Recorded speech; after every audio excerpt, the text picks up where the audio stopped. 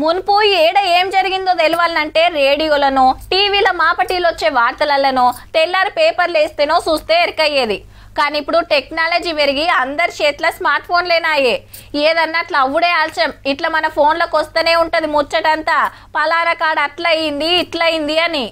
News ఛానళ్లు పేపర్లలో పనిచేసే విలేకరణలకు తెలియని ముచ్చట్లు సుతా సోషల్ మీడియా తోపులకు ఎరకైతాయి. అది ఎట్లనో మరి.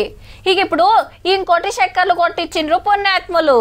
సోషల్ మీడియా ఉద్దర సిపాయిల కొత్త వంటకం ఏందంటే సమోసాలు, జిలేబీలు, పకోడీ, వడాపావ్, ఎండ్ల నూనె ఎంతుంది, చక్కెర ఎంత కలిపినరో చెప్పే డిజిటల్ బోర్డులు పెట్టాల్సిందే.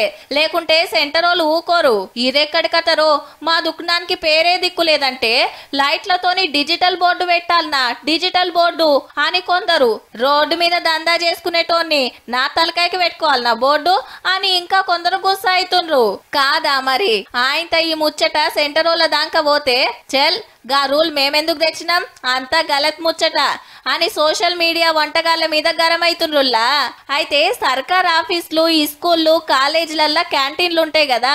ఏ తిండిలో ఎంత నూనె చక్కెర ఉందో డిజిటల్ బోర్డు పెడితే తినేటోళ్లకు తెలుస్తుందని ఆర్డర్ వేసిండ్రట. కానీ అది అందరికన్నట్టు మనోళ్ళు పుకారు పుట్టించి పరేషాన్ల పడేసిండ్రన్నట్టు. మొన్న చూడలే బైకులకు సుతా టోల్ టికెట్ కొడతారనే వార్త చక్కెరలు కొట్టిస్తే అదో పెద్ద రచ్చాయే. ఫోన్ పే, గూగుల్ పే చేస్తే ఛార్జీ గుంజుతారట అని అదోటి మోపు చేసిరి.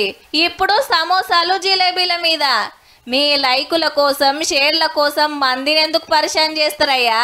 ఎవడేది రాస్తే అదే నిజం అనుకొని మీరిగిన ఆగమాగం కాకుండా జరా.